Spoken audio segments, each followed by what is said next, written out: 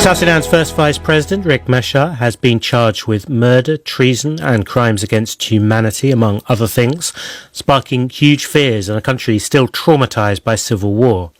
Mr. Riek was appointed to the role as part of a peace deal to end a conflict with President Salva Kiir that killed an estimated 400,000 people. Mr. Riek was put under house arrest in March. Now he and 7 others, including the oil minister and the army deputy chief of staff, have been charged. The Justice Minister, Joseph Kengakech, said the charges relate to an attack in March by the White Army, a militia allegedly linked to the Vice President. Well, we're joined now by the acting chairman of Riek Machar's SPLM-IO party, Nathaniel Oyet, who is currently outside South Sudan. Welcome to the programme. Your reaction then to these latest developments? Well, our reaction is very clear. We have seen this coming. It is not a surprise to us.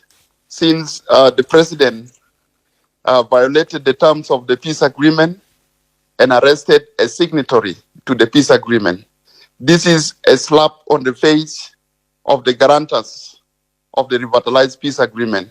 And it is a very big blow to the peace process in the Republic of South Sudan. Yeah, it's been reported too that Mr. Machar and also the oil minister, perhaps others, have been suspended from their roles as well. That role of first vice president, as I said, coming out of the peace agreement. Is that something you can confirm?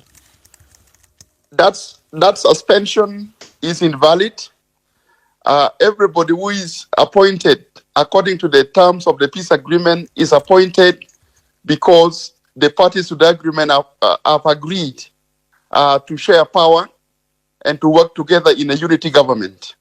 President Salva Kiir was agreed to be the president of the republic and deputized by Machar. He cannot suspend Dr. Machar from the government. Any attempt to do so, the president also suspends himself. The charges against Riek Machar and his key allies, both political and military, are very serious ones, linked to an attack on the town of Nasir a few months ago. He is not here, obviously, to defend himself, but how do you react to those charges? Well, all these are logical violations of the peace agreement. The peace agreement has its own mechanism of resolving disputes.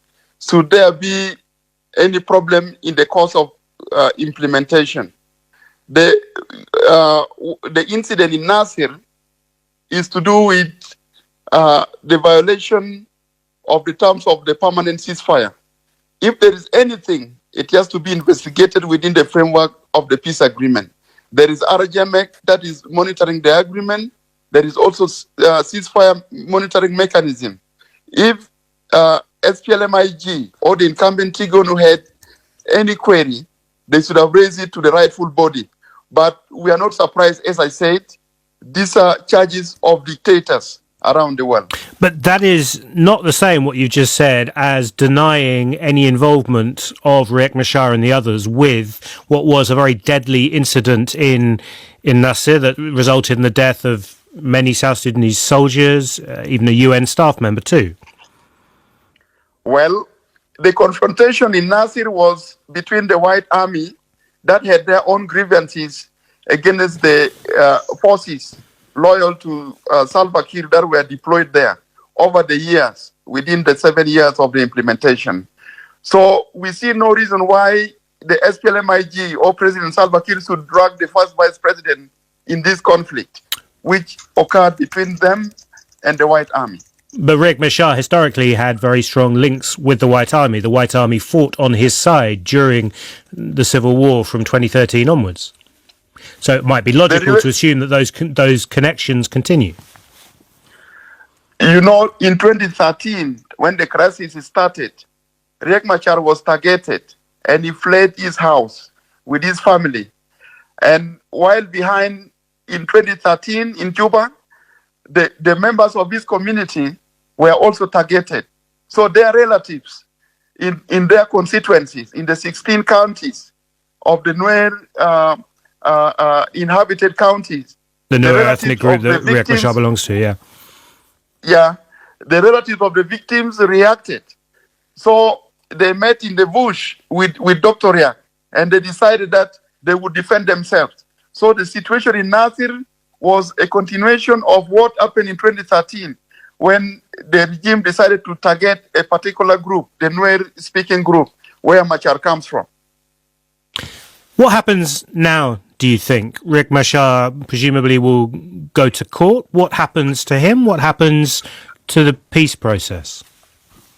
Well, this is a witch hunt.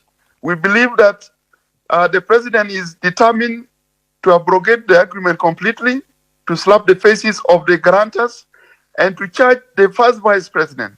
And once that happens, it will be a very big blow to the peace agreement. And also, nobody will trust the president anymore.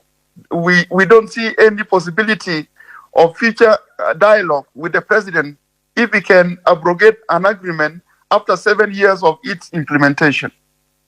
But isn't it true that your forces, SPLM-IO, in essence lost the civil war in South Sudan? You're not militarily in a position to respond. So you may talk, you may rail against the government, but there's not much more you can do than that, is there? We have been defending ourselves. Our forces are intact, and we do not want to drag the country to war. But should anybody look for such scenario, we are ready to go with them extra mile. You talk then of this crisis in the peace process in South Sudan. Who do you think is capable of resolving it? We've seen in the past South Sudanese initiatives led by church leaders, for example. We've seen international interventions. Who is best placed to come to the aid of the South Sudanese at this moment?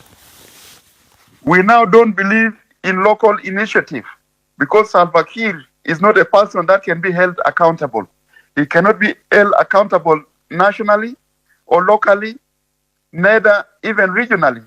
We have seen IGAD trying and failing. The African Union also trying and failing. We want a robust international intervention in the Republic of South Sudan to save the country from collapse. Nathaniel Oyet, the acting chairman of Riek Machar's SPLM-IO party, thank you very much indeed for giving us your perspective. We did send a message to Michael Makweleth, the government spokesperson for South Sudan. We have not asking for an interview. We have not yet got a response, but we will, of course, bring it to you if we get it.